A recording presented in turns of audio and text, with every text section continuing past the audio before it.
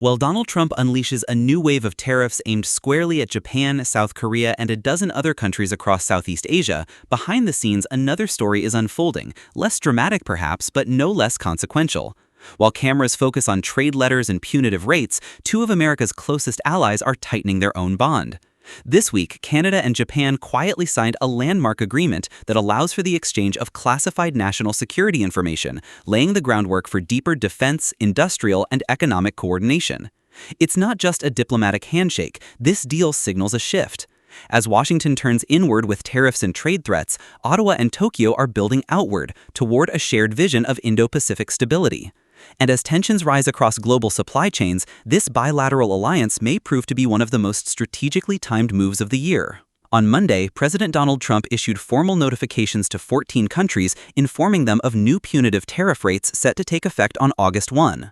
The message was unequivocal. The United States would impose sweeping duties on imports from key economies including Japan, South Korea, Malaysia, and Thailand, tariffs ranging from 25% to as high as 40% depending on the country. This marks a dramatic escalation in Trump's trade policy since his return to office earlier this year, and the move is already sending reverberations through financial markets, diplomatic channels, and multinational supply chains. The two most prominent targets, Japan and South Korea, are not just strategic partners but economic linchpins in the U.S. trade ecosystem. In 2024, the United States recorded a $69.4 billion trade deficit with Japan and another $66 billion deficit with South Korea, according to the U.S. Census Bureau. These gaps have long been a source of political ammunition for Trump, who has framed them as evidence of American exploitation in global trade arrangements. Now they serve as the rationale for blunt force economic retaliation. The market reaction was immediate and sharp. The S&P 500, already rattled by months of policy unpredictability, fell nearly 1%, the index's largest single-day drop in 3 weeks. U.S.-listed shares of major Japanese automakers plunged, with Toyota losing over 4% and Honda down nearly 3.8% in midday trading. These are not marginal corrections. They represent billions in evaporated market capitalization and signal investor concern over the fragility of cross-Pacific industrial integration. Equally concerning was the surge in the 10-year U.S. Treasury yield, which spiked to 4.39%. That uptick pushes up borrowing costs not only for government debt, but for everything from mortgages and auto loans to corporate financing, tightening financial conditions precisely as the economy shows signs of softening. But the fallout extends well beyond stock tickers and bond yields. These tariffs are not limited to specific sectors like autos or aluminum, where the U.S. has previously targeted its actions. This round applies across a broader swath of imports, from industrial machinery to consumer electronics to intermediate goods vital to American manufacturers. Moreover, the administration has made it clear, any retaliatory move by the targeted countries will result in further escalation. Trump's message was explicit. If you raise your tariffs, we'll tack on that increase to the 25% we've already announced. The timing of the announcements is also strategic. While some countries, such as Britain and Vietnam, have managed to carve out partial trade frameworks, others are caught in a race against the clock. The administration extended the initial tariff freeze until July 9 to allow for negotiations, but has now reimposed the higher rates with an August 1 start date, giving nations less than 3 weeks to avert full implementation. South Korea and Indonesia have dispatched envoys to Washington. Thailand has floated a zero tariff offer on key U.S. imports. Still, few deals have materialized. Even U.S. Treasury Secretary Scott Bessent admitted his inbox was flooded with last-minute proposals, an admission that diplomacy is lagging behind policy shockwaves. Meanwhile, Trump's use of these tariffs as both punishment and revenue generation has created complex downstream effects. The administration argues the levies are necessary to correct decades of trade imbalance and fund the sweeping tax cuts signed into law on July 4. But critics warn that those tax cuts, while politically popular, could be indirectly financed by middle and lower-income consumers as importers pass higher costs along the supply chain. Trump has publicly demanded that large retailers, like Walmart, absorb the price increases. Yet such demands ignore the basic cost structures of global retail. Inflationary pressures, already strained by energy and housing, could worsen. At the geopolitical level, the decision to target U.S. allies while sparing others, like the European Union, is raising questions about Washington's strategic logic. Japan and South Korea are critical partners in the Indo-Pacific, often touted by U.S. officials as essential to counterbalancing China. Yet, by hitting them with tariffs, Trump risks destabilizing an already fragile alliance architecture in the region. This round of trade policy isn't just about deficits, it's about power.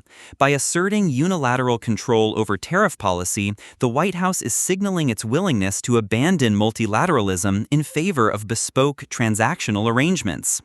These moves may generate quick wins or force new trade deals on Washington's terms, but they come at a cost: investor confidence, geopolitical goodwill, and the stability of global production networks that took decades to build. The net result is a sharp reordering of the global economic landscape, one where countries must recalibrate their dependencies, hedge their supply chains, and reconsider which alliances are resilient in a world where the rules are being rewritten by decree. Ottawa has managed to sidestep the immediate fallout from President Trump's latest wave of tariffs, but that doesn't mean it's operating from a position of safety. In fact, Canada's exemption from the July 9 deadline is less a shield and more a temporary pause in what could become a much broader trade confrontation. While countries like Japan, South Korea, and Thailand scramble to meet Trump's tariff ultimatum, Canada has been working on its own terms through a slower, more strategic bilateral track. That track began back in March, when Prime Minister Mark Carney and President Trump agreed to open negotiations on a new security and economic partnership.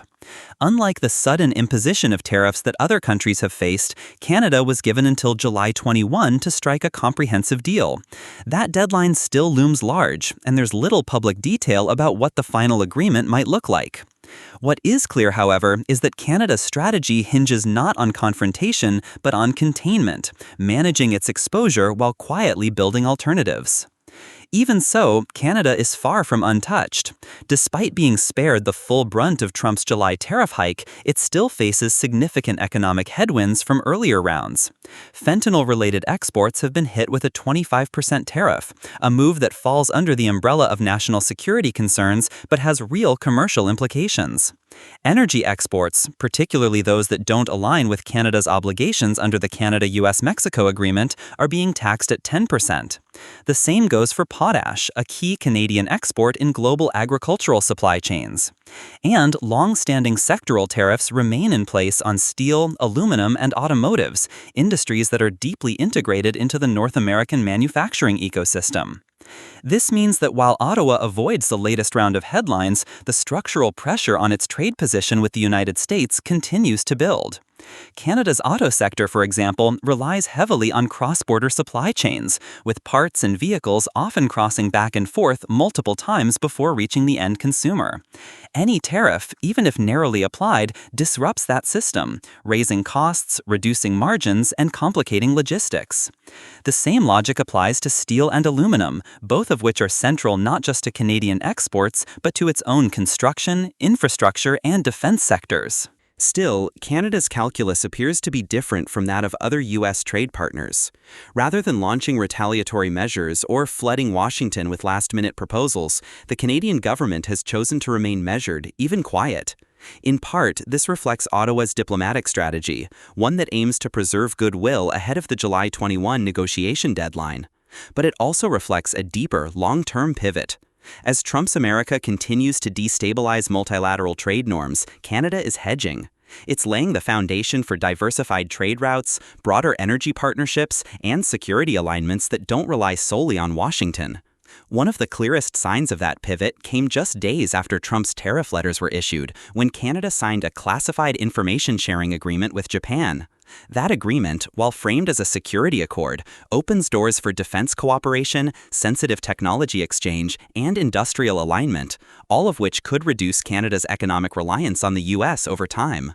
In other words, while Trump plays hardball through tariffs, Ottawa is quietly redrawing its strategic map.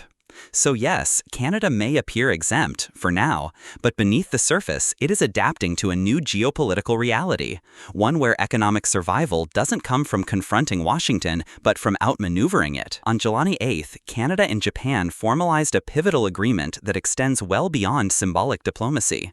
The Security of Information Agreement, or SIA, signed in Tokyo by Foreign Ministers Anita Anand and Takeshi Iwaya, establishes a legal framework for the secure exchange of classified intelligence between the two countries. This move isn't simply about tightening bureaucratic protocols, it's a strategic leap that binds two Pacific democracies into deeper security and industrial alignment at a moment of growing geopolitical uncertainty. The agreement builds on the momentum of the 2022 Japan-Canada Indo-Pacific Action Plan, a joint roadmap designed to reinforce regional stability, promote shared values, and build resilient economic linkages. By enabling classified intelligence sharing, the SIA unlocks future cooperation in defense procurement, cybersecurity, joint technology development, and supply chain hardening across critical sectors.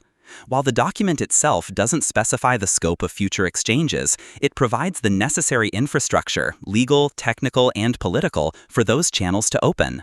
Officials on both sides were explicit about the broader significance. Canada's foreign minister called it a critical step forward on all counts, while Japan's Iwaya emphasized its importance amid the region's severe geopolitical conditions. Behind these carefully worded statements lies a much broader calculus: the desire to position Canada and Japan as reliable partners in a global environment increasingly defined by fragmentation, coercion, and great power competition. The SIA also serves as a precursor to a pair of critical follow-on agreements already under discussion, one concerning the export and co-development of defense equipment, and another involving mutual legal assistance in sensitive cases. Both would further entrench the legal and industrial links needed to support long-term security cooperation. And they arrive at a time when Japan is actively seeking deeper integration with the Five Eyes Intelligence Alliance, a club long dominated by the US, UK, Australia, Canada, and New Zealand. Tokyo's ultimate goal is to become a formal sixth member, and bilateral agreements like this one are laying the foundation. In practical terms, this partnership could enable vetted Canadian and Japanese firms to participate jointly in sensitive defense and aerospace contracts, access restricted technologies, and co-develop solutions for shared challenges like missile defense, maritime surveillance, and cybersecurity resilience. It also opens new pathways for securing supply chains in areas like rare earths, dual-use semiconductors, and advanced manufacturing, all sectors where dependence on China remains a strategic vulnerability. The SIA, then, is not just a bureaucratic formality. It's a scaffold for a shared defense industrial ecosystem, an alignment that allows both countries to hedge against instability and build alternative security architectures in the Indo-Pacific. As regional tensions escalate, from North Korean missile launches to growing Chinese assertiveness, agreements like this mark a shift in how U.S. allies are preparing for an era where Washington's leadership can no longer be taken for granted.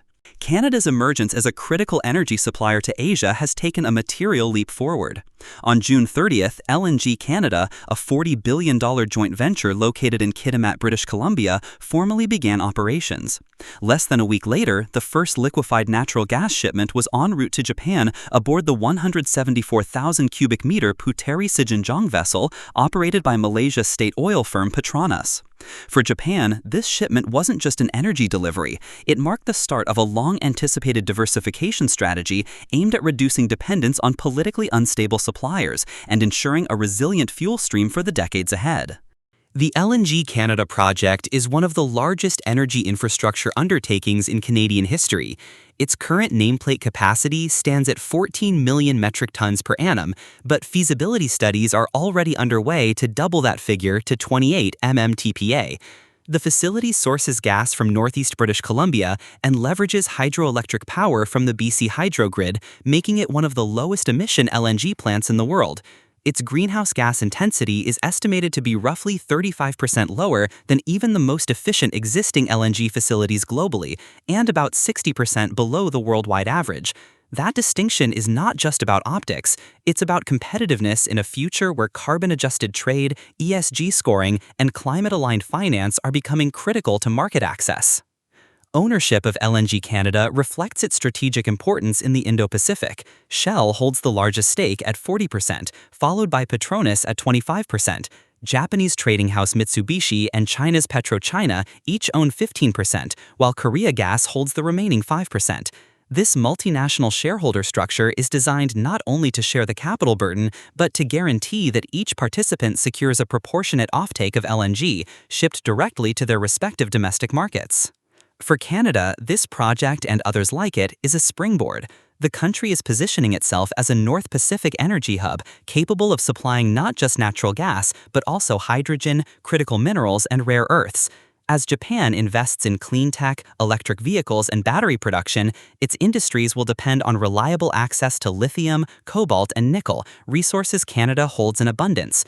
The alignment between Canadian supply and Japanese demand is not incidental, it is increasingly foundational. By anchoring itself as a stable, low-emission supplier to East Asia, Canada is beginning to recast its global economic identity, not simply as a raw commodity exporter, but as a trusted, rules-based enabler of the Indo-Pacific's energy and technology ecosystems. For Japan, this alliance ensures long-term supply chain resilience in a world where energy access, geopolitical stability, and carbon compliance are converging into a single competitive equation. What we're seeing isn't just another round of bilateral deals, it's the beginning of a structural realignment in the global economy. Trump's tariffs are forcing countries to rethink decades of assumptions about supply chains, that they would remain stable, cheap, and politically neutral. That logic is breaking down. Japan and South Korea, both hit with 25% tariffs, aren't just exporters, they're industrial hubs. They supply semiconductors, auto parts, and machinery that power factories across Asia and North America. The new tariffs threaten to disrupt this flow, raising costs and forcing companies to relocate operations or absorb financial losses. Southeast Asian economies like Thailand and Indonesia are also caught in the crossfire, with duties reaching up to 40%. These countries depend on U.S. demand for everything from textiles to electronics, and the shock will ripple across jobs, prices, and investment decisions. In contrast, Canada and Japan are charting a different course. Their growing cooperation, built on rules, not retaliation, offers a more stable framework. Canada secures an industrial partner in Asia, while Japan gains access to critical resources and clean energy outside of volatile regions. This partnership isn't just symbolic, it's strategic. At the same time, forecasts are flashing warning signs. Shell expects global LNG demand to surge past 700 million tons by 2040, while the U.S. Congressional Budget Office warns that protectionist trade could cut long-term growth. The more these tariffs fragment global markets, the more regional alliances like Canada and Japan's will matter. This is the early shape of a post-globalization economy, more fractured, more regional, and increasingly defined by trust, not just efficiency. The Canada-Japan corridor is showing what that future might look like. What we're seeing is a clear divergence. On one side, a reactive, tariff-heavy model that uses economic pressure as a blunt force tool to force concessions. On the other, a patient, strategic approach that uses diplomacy, industrial alignment, and infrastructure investment to quietly reshape the terms of engagement. Canada and Japan are not just signing agreements, they're writing the early chapters of a new playbook, one where allies don't wait for U.S. leadership to act, but move independently to secure their futures. This is the beginning of a new industrial geography, one defined not by the lowest cost, but by the highest trust. Canada's energy abundance, democratic stability, and tech potential make it a cornerstone of this shift. Japan's industrial base, innovation capacity, and Indo-Pacific centrality make it a natural anchor. Together, they're demonstrating what post-globalization resilience might look like. As Trump's trade war stretches across continents, fragmenting old alliances and roiling markets, countries are making choices, not just about tariffs, but about who they trust, who they trade with, and how they plan to endure an era of instability. The Canada-Japan partnership is not flashy. It's methodical, data-driven, and quietly ambitious. But in a world where economic power is being redefined, that may be exactly what makes it powerful. Thanks for watching. If you want more deep dive analysis like this, focused on global trade, energy diplomacy, and the economics shaping tomorrow's alliances, be sure to subscribe and stay with us. The story doesn't end here. It's just getting started.